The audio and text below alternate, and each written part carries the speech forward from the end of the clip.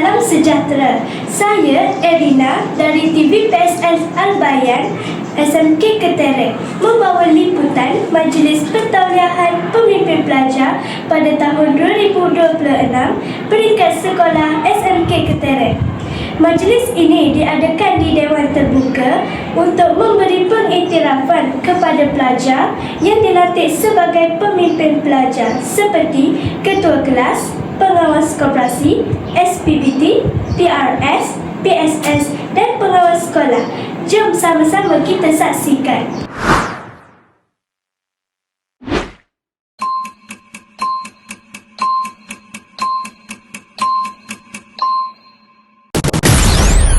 Majlis Pentauliahan Pemimpin Pelajar 2026.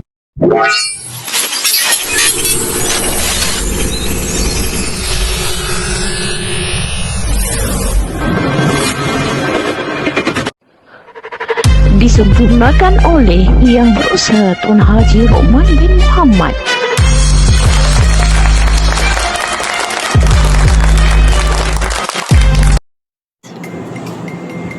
Majlis dimulakan dengan nyanyian lagu Negaraku, Selamat Sultan dan lagu sekolah.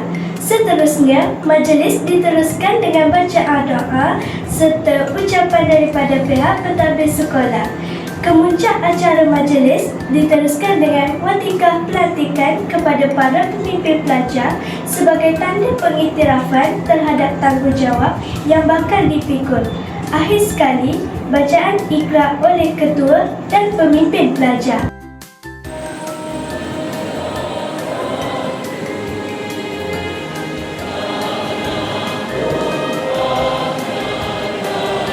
Alhamdulillahirabbil alamin arrahmanirrahim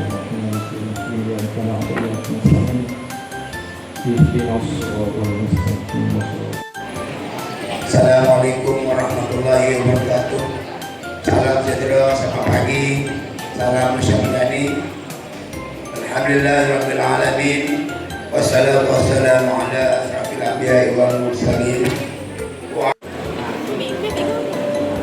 Seterusnya ialah penyampaian ulangan bagi AJK tertinggi pegawai diiringi oleh Puan Hajah Syamizan binti Abdullah, jurukanan Sains dan Matematik, tampil dipersilakan.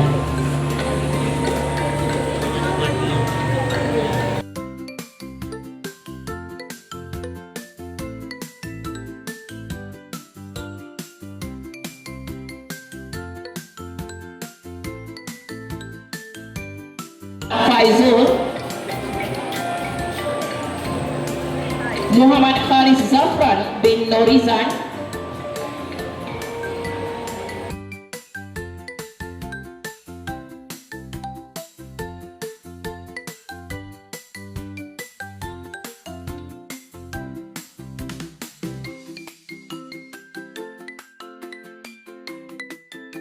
Muhammad Syazwan,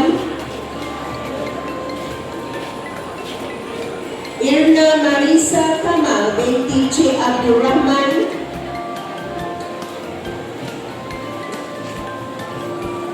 Dina Sakinah binti Zaihan,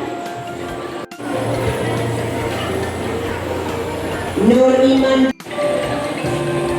Nur Ain Batrisha binti Muhaizan, penolong ketua pengawas 2,